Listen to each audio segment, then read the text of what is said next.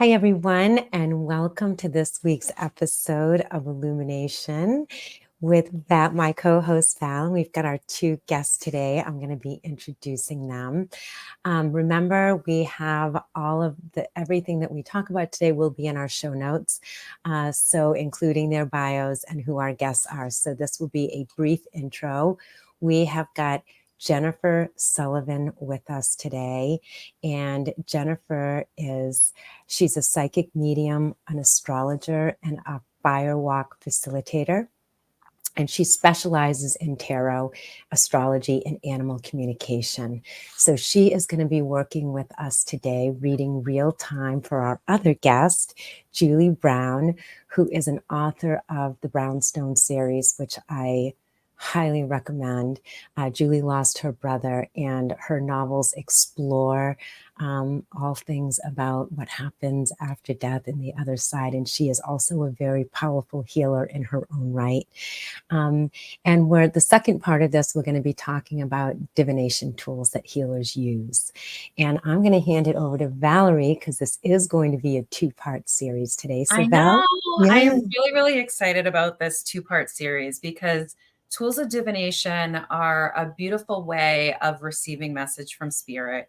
It's so supportive, and there's so many different ways in which it can be used. It's not just with tarot, but I am so excited to have Jenn start us off today. So what we're going to do in this two-part series is Jenn's going to do tarot for Julie. They've never met before. Julie hasn't mentioned what she's even coming here for today. Jenn's going to be doing her tarot for her. And Julie does have a specific problem that she's wanting to address, and the tarot is just going to kind of unfold. We're going to lead into our second week with taking this dilemma and reading the shadows behind it. And so we all have our own specific blocks and things that prevent us from getting where we need to be.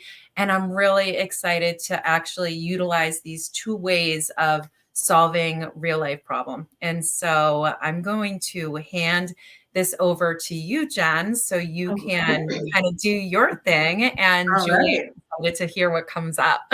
Okay. All right. So, Julie, if you wouldn't mind, would you mind closing your eyes for a minute, kind of taking a deep breath? So, we're just going to welcome in your angels, your guides, your spirit team, elevated ancestors, to help create a safe and sacred space for this reading to take place and for the messages to come through in a loving and receivable way so that you can get clarity around the issue at hand. And so it is. So take another deep breath, settle in. And whenever you're ready, go ahead and open your eyes. Thank you so much for having me on this wonderful podcast, but also, Julie, thank you so much for allowing me to connect in with your energy. I know that can be a little, it's a vulnerable place, right? When you sit in front of somebody doing any kind of divination. So thank you. I appreciate that greatly. One of the first things that was coming through for me, I primarily am a feeler. So I was feeling kind of there was something around like the root chakra area. I don't know how familiar you are with the chakra system. Yes. But I feel like things maybe are shifting a little ungrounded for you, or feeling ungrounded. Yes. I feel like you're redefining a lot of boundaries and really kind of redefining who you are as a person. And so you're kind of like, I'm not really 100% clear on that, but also wanting the clarity. But because you don't necessarily know specifically what the foundation is at this time, it's a little shaky. It feels like a house on stilts almost in a sense. Yeah. if that I don't have to say anything because you just nailed it right there. Yeah.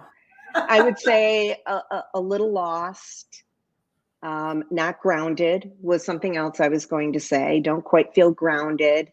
I'm just uncertain. I feel like I've lost my fire a little bit, my passion. And I know what it is to have passion, and even passion in the healing arena, because when I wrote the books that I wrote, there was a lot of healing in that for others. Yeah. And I had just a lot of passion for that. So I'm kind of entering new territory, and I don't know what it looks like or feels like. Yeah. So ironically enough, the first card that comes up is the World card. And this is really fascinating because you feel like you don't know where you are in the world right now. And that's okay, but you have the entire world open to you.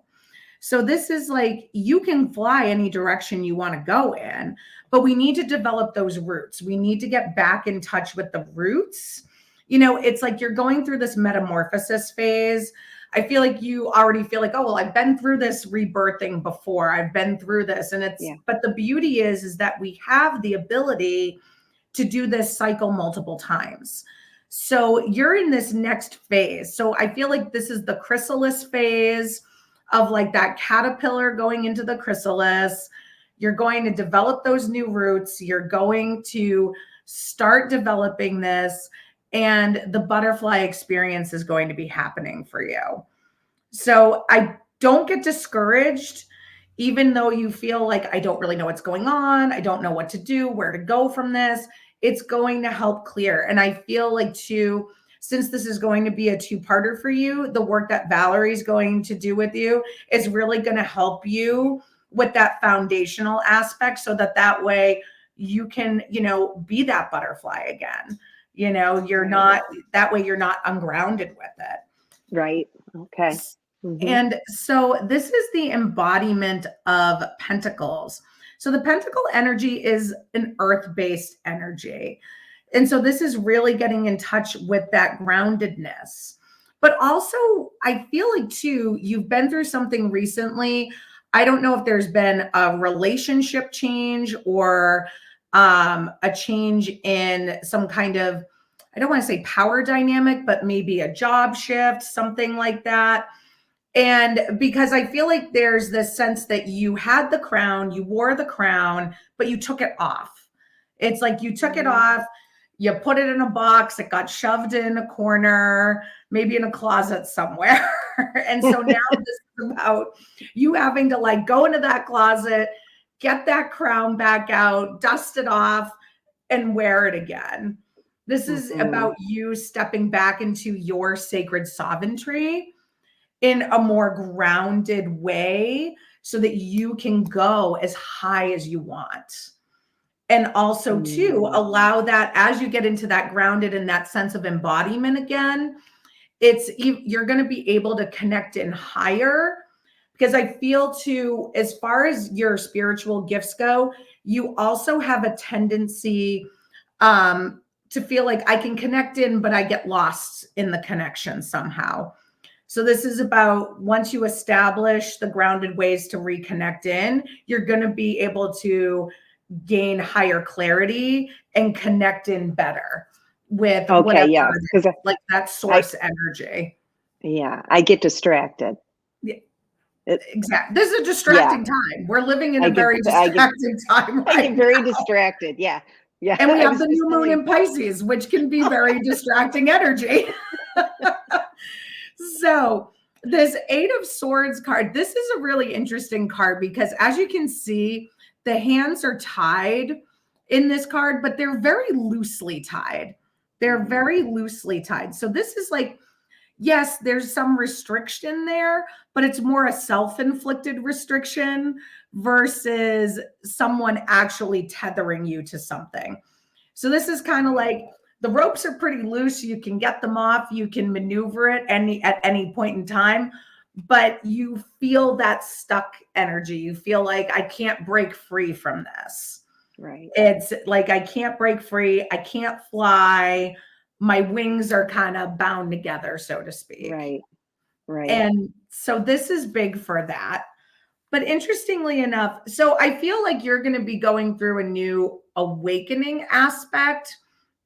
Are you potentially working on taking some new classes, diving into new modalities, or interested in that at all? Always. I'm Okay. looking into, yeah. Because this is a card that's specific to this deck. This isn't one of the normal cards that you would see in a 78 tarot deck, but this is the Awakening card. So this card is all about reconnection to source and really getting in touch with what your true connection to source is versus somebody else's definition of what source is, and finding your true divine connection. And so it's always wonderful to consume the information and look and learn. However, make sure that you're tuning in and listening to what your guidance is, and listening within the self too, like checking in with yourself. And it's okay if something doesn't resonate with you, and just trusting in that process. Yeah. And the final card that I'm going to pull, oh, interesting. All right, we've got, interesting that we have 2 Pentacle cards coming up here, because we have the Spirit of Pentacles. And so the Spirit of Pentacles is all about really stepping into that intuitive aspect, really going within. We have the rabbit here pictured in this card, which is, that beautiful springtime energy, that rebirth. Rabbits are also considered abundant, lucky. Think about that old lucky rabbit's foot energy. We also have the roses blooming. And it's interesting because we still have these fall leaves present. So it's kind of like we're stepping into an out with the old, in with the new kind of energy.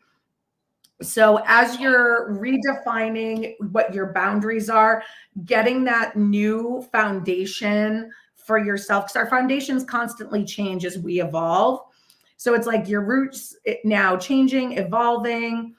And as you get that, you're going to develop those boundaries, and you're going to feel like a brand new person. It's going to be this, I feel like it's like this egg cracking open in this expansion in this great way. So it's, don't be afraid of that energy. I feel like it's really going to be beautiful. And so the fact that this is happening on a new moon, that Pisces energy, which is all about going into the subconscious, diving deep, and bringing that out, tapping into the spiritual aspect, is really beautiful. So this is such a really wonderful time. What was that? What? Spring equinox. Yes, and we got the spring equinox. Yeah, we have all these wonderful things. And we have the eclipse season coming in too. Oh, yeah. And the whole eclipse season is about shedding the old, bringing in the new, reflecting on what no longer serves us. What can we heal? Do we need to go in and do some inner child work? What do we need to do? So are there any questions? No, I just feel like that just nailed it perfectly. And I do have a lot of tools and a lot of things that I've learned, like the Akashic Records, I got very interested in. Cacao ceremony, I got certified in that, took all the courses in that, haven't done it once. So I'm a Reiki master. I did all 3, loved Reiki. I don't do that anymore. It's just kind of weird to me that I love to learn and to tap into all of this. And then I'm just kind of feel like in that stuck, not grounded place right now. Do you guys mind if I chime in here, kind of be the bridge? Absolutely. Because Julie and I are very dear friends, and have known each other and worked together for many, many years. And I want to just, do you mind, Julie, if I bring in some of the stuff so I think that this is also something that happens for healers. I don't care if you're a therapist that have been working with people for a long time, spiritual healers, that I think sometimes it's that you can get so bogged down almost in the educational component and learning things. And Val, you've helped me so much with my own gifts around what is true and right for each one of us, where you can learn knowledge, and then you have to integrate that and use that and apply that in our own special gifted way. And I know through talking with Julie, for everybody. Right. Yes. It's Yeah. different for everybody. And I think, Jules, you and I have talked about this, that after the educational piece, we can get very bogged down and we've got to meditate for an hour every single day. And we, even though we know that that may not necessarily be true for each one of us. Jenn, would you mind, I want to make sure that we let people know the deck that you read from today. We'll put that in the show notes. And share your information too, because you're a phenomenal reader. Yes, and Oh, I'll have thank you all so of your much. and I'll have all your contact information in the show notes too. But yes, please. Okay. But before we move on to that, Julie, is there anything that you want to say about what resonated with you? You said she nailed it. Can you talk to us about what hit you or what really Definitely felt share, like? Yeah. Yeah, I think what was the word you used? Kind of like this new awakening, rejuvenation, because that's what I've been asking for. And I believe when you're asking, your questions to the universe, you get answers. So I think that really, hit me, made me feel a little bit better. Because I did quit my job last year and walked away from a situation that I had walked away from. And so I have a lot of peace now surrounding that. So it's like now I have all this time where I can do this and nothing's happening. So that was really special, everything that you brought to the forefront for me. Beautiful. Thank you. And I think, Susan, you mentioned something that was very interesting about same thing. I think a lot of times as healers or even just expansion, when we're interested in these different things, we go into this mass amount of like consumption mode. And, where we're either reading the books and listening to the podcasts and going on the Facebook pages and, talking and reading the Googling. books and taking the classes. And we're just like in this, like we can't satisfy ourselves, right? It's like, we're just like gorging on this knowledge and we don't necessarily take the time to integrate it. So I actually think it's really healthy sometimes to take that step back and you said, Julie, that you weren't necessarily practicing and utilizing the things that you were certified in, but that's not a bad thing. It's okay to not be so engrossed in it 100% so that it consumes you to a point where it burns you out either. Right. So sometimes it's great to have the knowledge and to kind of sit with it. And it takes I feel like it takes different time periods for each individual to integrate these things.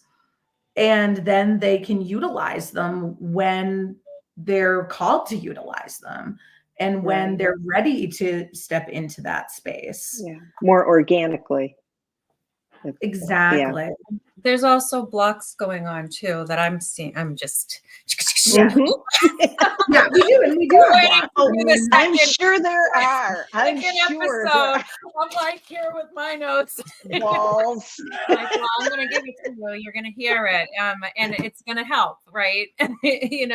But we can get very like there is a lot of interest, but there does come a point in time where that connection of self is super important. And that ability to connect to yourself in a deep way so you can utilize all of the beautiful tools that you've gained. And so, but we'll talk about that a little bit more on next week's episode. Okay, great. But yeah. So this particular deck that I used is called the Tarot of Oneness. And it's actually an independent artist deck. I know you can find it on Etsy. I do know that. I really love this deck. I find it resonates with a lot of individuals. It has a lot of the traditional aspects of the original drawings of the tarot, but also has updated them to like a more current energy and something that people of all ages can resonate with. I also am a big fan of any decks that that are very inclusive, whether, between gender and between race. I think that's been a huge thing for publications over the years. And so I'm loving that so many decks now are so expansive and so more inclusive. There's different body types. There's, you know, you'll have the people, like it's so inclusive now versus all the like old drawings. And not that they didn't have a place, because they clearly did, but now individuals can actually, I think, more see themselves in a deck versus a time period where they were like, well, the message resonates, but I don't actually envision myself in this landscape, so to speak. Right. How can people find you for a reading? Can you share your information really quickly before we Yes, get into this? absolutely. So you can find me on Facebook if you look up Jennifer A. Sullivan. You can also find me on Instagram at Jenn, Jenn Sullivan 382.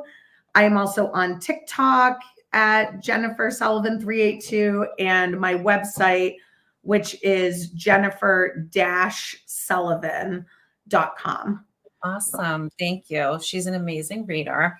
But Yes. as we're talking about that and talking about tools of divination, there's like a lot of opinions about them, right? And whether it's coming from a religious standpoint, you know, spiritual standpoint, people have all sorts of opinions, and so do I. And so I'm going to share some of my opinions when it comes to tools of divination. I think it's a beautiful support system for people. There's not necessarily one tool of divination that is better than another. It really comes down to creating a sacred space, which is the first thing that Jenn did, which is absolutely beautiful. You don't see all tarot readers doing that. And, you know, I think that's where people can have some negative experiences. And Jenn, you can share too, or Susan, if you want to, around any of the stuff that you've come across. But I know people are like, oh, Ouija boards are demonic. You know, the fact of the matter is, when you mass create something and literally throw it in a store for anyone to use with no spiritual connection or directions, and you open yourself up to wanting to connect to a spirit, and you're wide open to whatever spirit happens to be in the area, you're going to get all sorts of experiences. And so unfortunately, there's a lot of collective energy around that. There's a lot of negative experiences that people have just by not creating a sacred space. And I don't know, have you always done that, or did you learn that the hard way? I learned it the hard way, and I did. I learned it the hard way, and it was through ego. I actually, when I was probably, I started reading tarot when I was 11 years old. Yeah. And I was always drawn to it. And so I, in high school, was at this Catholic school, and I was the tarot girl. And I went to a high school party, and of course there was drinking and, you know, typical high school shenanigans. And everyone was like, can you do readings? And I said, oh yeah, of course I can. And of course I had like a couple of drinks, because, you know, I'm 16. Vibration already lowered. Yeah, so my vibration's already lowered. There's no cleansing. Everyone's like half hammered, if not completely hammered. And here I am whipping out a deck of cards saying, let's connect to whatever comes through. Yeah. And I knew something came through that was not good. Yeah. Yeah. And I have a very firm belief that the messages that are going to come through in a sacred space are going to come through, but I do believe that they can come through in a very loving and receivable way that is not detrimental to a person. I don't think, I personally don't think that a reading should be traumatizing. I believe, and I set the intention too, for the highest and best to come through, loving, receivable way, and also in a way that is uplifting and empowering for the individual. And that's a big pet peeve of mine when it comes to tools of divination and people supporting people on their journey, because we really see a lot of people that go to psychics, get tarot readings, they get pendulum readings or whatever the case may be. And it can create fear in people. They think that just because this person is saying this, that this is a death sentence. This is basically what's happening in their life. And it can really create a lot of fear. I think that can be very disempowering. And I want everybody to know that, no matter who's doing your reading, we are not perfect. Okay. This is a perception of energy. This is a language that we are all learning, expanding our understanding through our healing and our clear vessel, that we're able to get these messages. And if somebody's reading it through a broken lens of their own wounds, it's not going to be very clear. And so, someone might see something and it might feel time sensitive. It might feel unsafe, and they're, relaying a message to you about something that reminds them of something that was unsafe from them in their past. And it can make you feel like your whole world is going to crash down. That you do have free will and you do create your own reality, and it's not a death sentence. And yeah, what do you think about that, Jenn, too? I think that's huge. I mean, I can speak from experience. And by the way, I do want to announce she's done a ton of shadow work, so she's a very clear vessel. and that's just it. Is like we're always doing the shadow work, right? Like, I mean, it's a never-ending, evolving process in a sense that, like, we clear mass amounts, right? We get through these major, massive blocks, and we'll be like, "Oh yeah, did that," and we'll be clear, and we will be. And then once in a while, a little something will pop up. And, maybe it's an imprint, maybe it's a little something left over, maybe it's something from when you were 5 or, whatever. And then you go, oh, I need to reflect on that. Yeah. But the beauty of it is that when you get into that space where you are doing that work, consistently, it becomes a lot easier to clear. It's true. You can recognize even in a reading, like if something creates a trigger in you as a reader and you're having an actual reaction, whether it's a visceral response, a feeling of discomfort, strong emotional reaction, like, people will say they're empathic, but there's something a little different when it hits you in that deep, deep space, and that's a moment where you're like, okay, wait a minute, maybe I need to take a step back from this, and like really being humble enough in the experience to do that. And I think too, as a reader, and I know this is just me personally, because ethics are different for everybody. Everyone has their own idea of what's ethical to them. And I respect that and I honor that. My personal code of ethics is that if I feel that my energy is compromised, that I cannot provide a clear reading, I will actually cancel and reschedule it. That's amazing.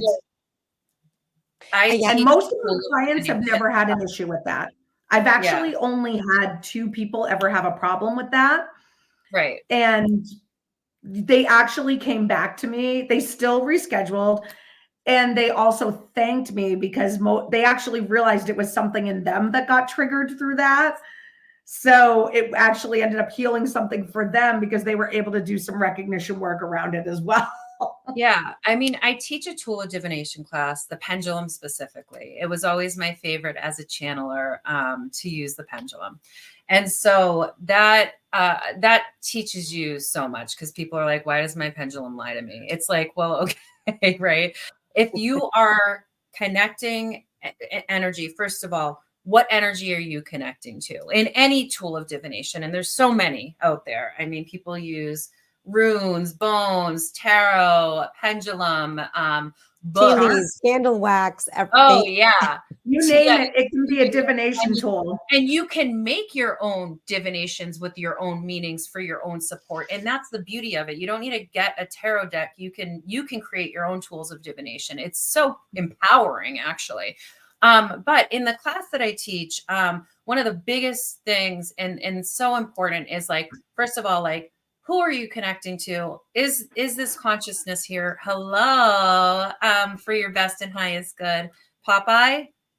The problem with being an animal communicator is he gets very into when I do readings. Yes.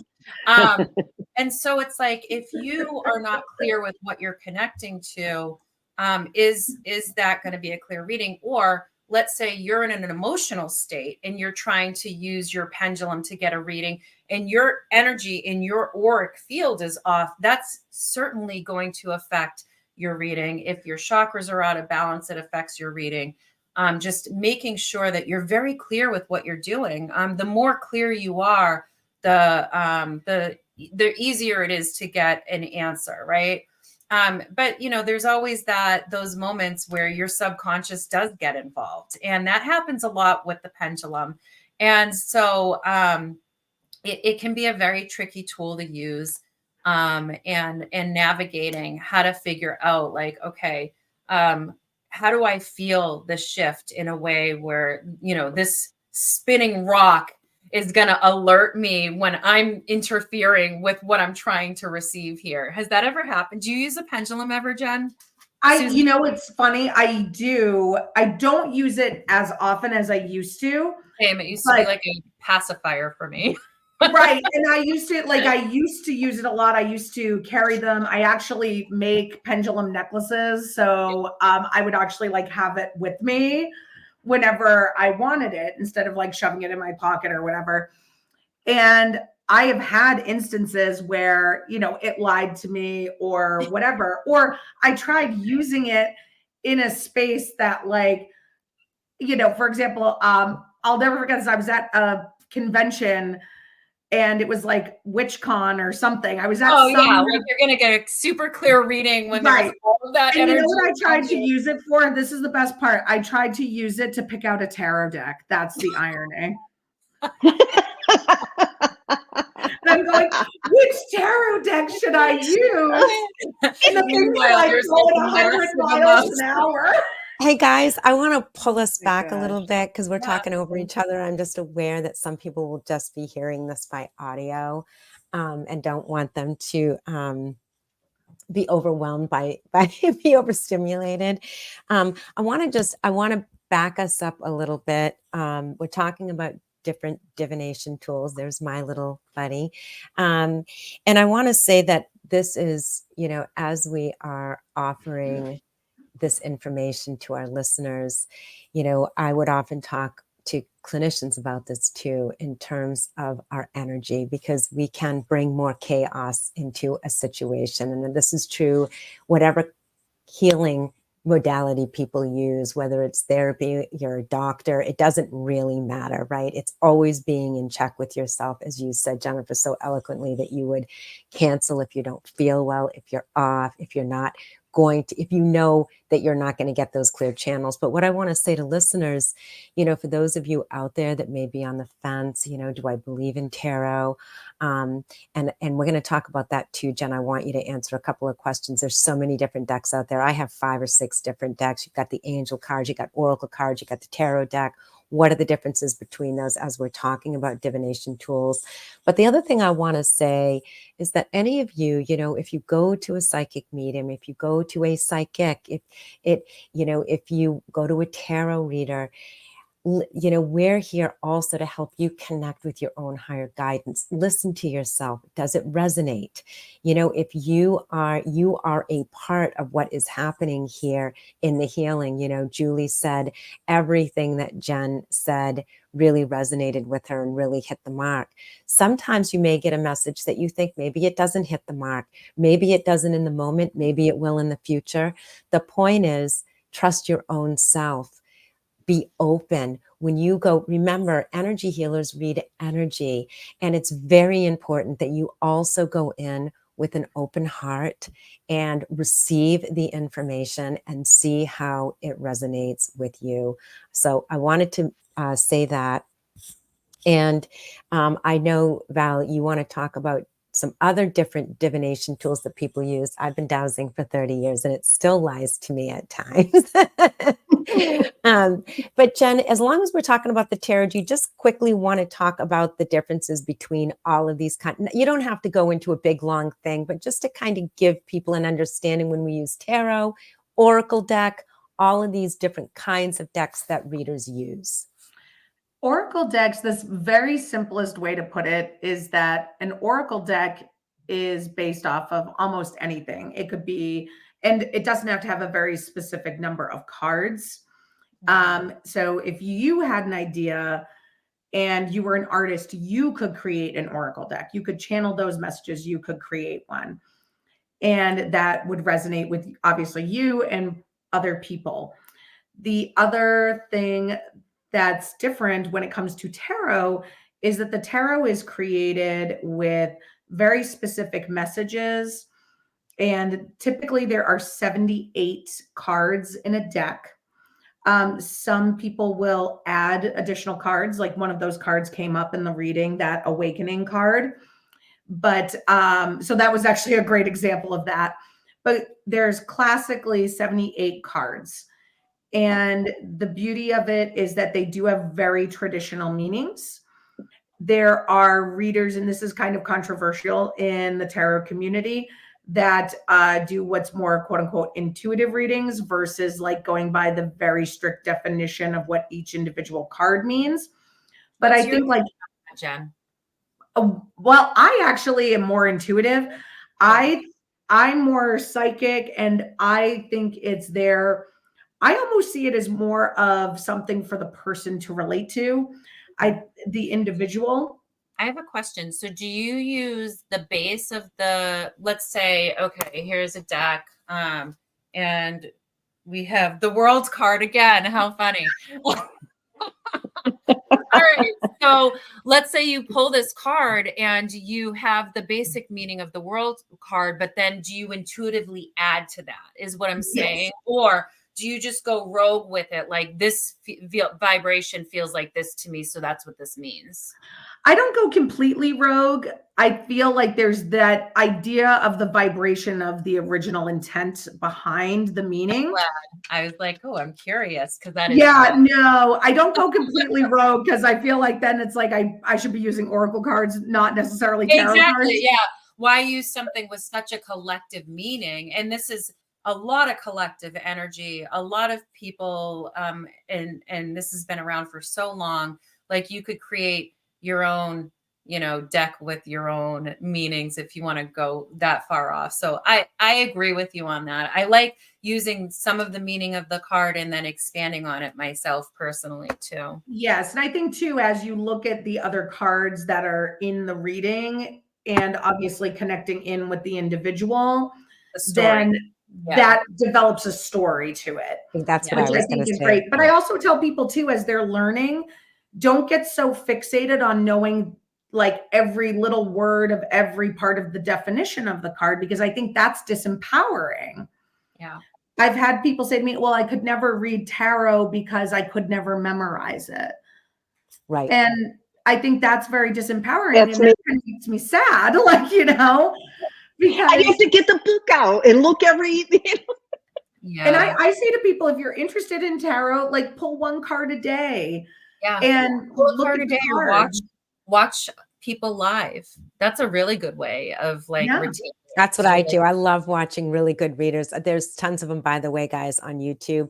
Some amazing. They're channels. They're channelers, and they do tarot. YouTube, and there's some. TikTok, they're all over the place. They're all over the place, and you just find the ones again that resonate with you. You'll find 2 or 3 readers that you really like. You like the way they read, the decks that they use. Many of these readers use 5, 6, 7 decks. Right. And they'll do clarifiers. But I think that, I don't know if Jen, you said it, or Val, you said it, but they end up showing a story. And that's where the real intuitive, at least when I don't do professional reading, I love to do it for fun with friends and family. And it's a story, and it becomes very clear. It becomes a very clear story. And I do love the Oracle for that reason too, Jen, is because I'm a much more intuitive reader than I am pick up a book and start reading what it means. I mean, in the tarot, you've got, the different, the swords, the pentacles, etc., that hold collective meaning. But Julie, do you have anything you would like to chime in about as we're discussing these different divination tools? Because I just sensed that maybe you had a comment to make. Well, I had the dowsing. Yeah, I did. I think I gave it away because it never told me what I wanted. Yeah. Talking about that, it's hard. That's why I created a class on it, because it's like, Could you talk more about the dowsing tool, Val? Because I feel like there's a lot of people out there that actually do douse with their necklace, you know, with all of these different things. For sure. I think, I don't even know if I have one around here, but basically, you know, when you're using a pendulum, this is a pendulum. So you see Susan's holding hers up. So whoever doesn't know what it is, you can kind of get an idea. And essentially you create a sacred space. You know, for me, I always call in God, create a sacred bubble around me. I'm very specific with, you know, if I'm connecting to my higher self, if I'm connecting to a specific guide, or if I'm looking for support and answers in some way. Like, not being clear can actually just be super just dangerous again, because it's like the same thing, the Ouija board situation that now has like the worst, you know, the worst. It gives spirituality a bad name in a lot of ways, unfortunately. But I think having a balanced space, not being overly emotional, not being in a triggered state, you know, being clear with the energy that you're connecting to, waiting until you feel that connection, asking several times. You know, for me, whenever I'm communicating with any being outside of myself, I always ask 3 times if they're there for my best and highest good. And I don't care, you know, I'll do that until I'm dead. You know, it is one of those things where, you know, it's kind of like a universal law within spirituality that by the third answer, if it's not there for your best and highest good, it will show its face to you in some way. And so you might, you know, and then there's those people that just whip through the question so they can get to their questions. Like, you hear from my best and highest good, you hear from, it's like, no, like, just actually pause. If you don't have the time to be present in what you're doing, then it's not the time to be connecting to a tool. Okay. And so, like, if you're in the middle of the dinner, you're on the phone, the kids are screaming, and you whip out the pendulum, like, yep, Angela, hold on, let me check. It's like, no, that's reckless. You know, like, it's wild, and spirituality is sacred. And not that you have to be in a full-blown ceremony, but you do have to be clear. You do have to be present. You do have to be grounded, and you do have to have strong intentions, or else you're not always going to get, you know, straight, clear answers. I will say, though, I've used this beauty many times to find things, lost things. It's been it's you know, when in using the pendulum and dowsing, like, you know, just different things that I have lost that I've been able to find Yeah. through. But Val is right. I mean, this is when I think, when we're talking about these different divination tools that anyone might use, it is the intention, the clarity, and the quiet, and the because it is that sacred communication between you and your higher consciousness and your spirit team, whoever it is that you are connecting with. So let's say you're having like a crazy stressful day, and you just whip out the pendulum very casually, and like, it's like, oh, what, you know, you're not in that moment. Like, yeah, it will feel like your pendulum's being lied to, but there's all sorts of other energy, you know, that could be affecting, you know, your lack of presence and what you're trying to accomplish there. But for those of you that don't really understand how a pendulum works, you know, essentially, and Susan, if you can hold up your pendulum again, like, you create, like, you know, for me, when I am using a pendulum, you know, it spins a certain direction when it's a yes, it spins the other direction when it's a no. And then it just kind of goes back and forth when, you know, whoever or whatever it is that I'm connecting to needs a different question, a stronger question, or is not going to answer my question. Like, just because you ask it doesn't mean you're getting the answer. So, yeah, it's a powerful tool, just like tarot also, but it can be really good for, you know, specific questions. You know, you're looking for yes, no. Some people use maths, you know, where it has like numbers and letters, and people can get a lot more information as the pendulum is like circling a number or something like that. Do you have anything to add in about that? I think just for me, I think the idea, like you said, around creating the space, and if you don't mind, I'm just going to say, like, even Valerie, before we started this podcast, she checked in and just cleared a little bit of energy, and I think that's great. And I knew it was in. Right. Well, it was in my house. I know it was. It was in my house. I know what you were clearing. I knew. Oh I my God. I'm like, we can't do this just yet. No, and I was like, and I was thinking the same thing, because it was in my house, and I know what it was, and we'll talk about that later. But like, it was just one of those things that I was like, oh God, we didn't get to clear. I'm like, I didn't get to clear this, and it like just came in, and I was like, so I was grateful for that. And, and I think that's the thing, because I almost actually said to you, I don't know if we should postpone this. Yeah. I actually almost said that to you. Wow. And Wow. I saw you clearing it, and I was like, I think it's going to be okay.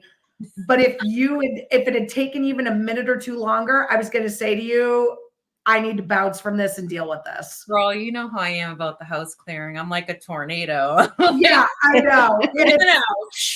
But at the same time, I think, but that's important, right? Like, because that would have compromised the energy. And you were about to go into a tarot reading, so it wouldn't have been good. And I wouldn't have done it. I would have said, I literally would have done it and been like, no, this isn't right. Yeah. And so I think that that's the most important thing, is, establishing what your integrity is. And I think too, as someone that's receiving a reading, go with a reader that you feel drawn to. Yes, that's so important. I randomly came across this woman on TikTok, and like, she was just so raw and so honest. And like, you could tell she offended people. I was in love with her. I'm like, you know me. I'm like, divine truth of the word, girl. You just say it. Like, it was refreshing. And so I was like, oh, I want to see what this woman's all about. And like, she did a half a deck reading in 8 minutes, and she's just like, if I knew it was going to be that fast, I would have screen recorded it, because she was just barreling through, and it was all so accurate. She was like, bam, and this, and this, and this. And I'm like, oh, but that works for me. I don't need to sit there and have a long conversation about what it is that you see and why. Like, just give me the facts and move on. That's not going to align to everybody. Right. There are people that really need the process, and they need to process all of the stuff that goes along with it. And that's such a good point, Jenn, because like, if my mom went to that tarot read, she would have been horrified. Her head would have been spinning. But like, for me, it was like perfect. Like, bam, bam. And that's what I mean, that to trust, if you feel that connection to the person that you're going to, and I know that there are a lot of people out there that want to believe in this type of stuff, but maybe don't, or they haven't had a good experience. And I would just say to listeners, it's like I said, it's just like any other healer, doctors or therapists or anybody that's out there. You are not going to align with all of them, but don't close the door because you might have had one or two experiences that didn't align or didn't feel right. And one of you had mentioned this earlier, but I feel like this, I am just feeling this message that I need to give to people. You should never feel scared. I had a colleague, she was a clinical psychologist. This was many years ago. And she called me, she went to a psychic, and it was one of those psychics, at like a festival. And I'm no judgment. I just realized it's going to sound like one. And they told her that she had a demon attached to her, and she was just terrified. She wasn't able to sleep. She wasn't able to eat. And I just... It literally breaks my heart. It broke mine. It broke my heart. Yeah. So we really had to do some work. And I'm going to charge you $1,000 to clear it out. Yeah. So I'm just saying things that happen all the time in the spiritual community. Yeah. So I just want to say that to listeners that, if you haven't had a great experience, but you really feel drawn to it, give it another whirl. There are so many amazing healers out there, like Jenn. There are good and bad in every realm of this earth. And yeah, even a friend that might be aligned to a certain person might not be aligned to you. And so it is good to, and actually those sources that you were sharing already, like YouTube or TikTok, like you're actually watching people in action. You're seeing if you like their style. It's not because people had an experience and you're just diving in blindly. I think that's really important. Although, you know, you can be referred and also have a good experience too. But I also love to lean into the people that have done their own personal work, like Jenn, where they've cleared a lot of shadows, they've released a lot of imprints, and they don't have a broken lens that they're reading the energy through, because it's a language. And we talk about that all the time in the world of spirituality. That perception, it's all a perception, and it's based on what we're feeling within our energy. And can I add one thing after you're done there? I just wanted to, first of all, thank you, Jennifer, for that beautiful reading. And as we're all talking about, you know, people not being afraid to do it, I think where else are you going to get the information that you need? I'm not going to go to my doctor. He's not going to tell me, oh, don't worry, Julie, you're in for a great awakening and things are going to turn around and you're going to get inspired. And that's just not going to happen. So that's why I think this work is really important, no matter what divination tool you use. And, you know, so thank you for all the work that you do. Really supportive for people. And also, you know, encouraging you in that moment, like Jenn said, to take what resonates, and you can leave stuff at the table too. You know what I mean? You're right. And, you know, I did leave a job. I am turning 60 this year. These are, you know, significant moment. I'm not the only woman going through this right now. And, you know, then you have this time on your hands that you've always wanted. It was the most precious commodity, and now you've got it and you don't know what to do with it.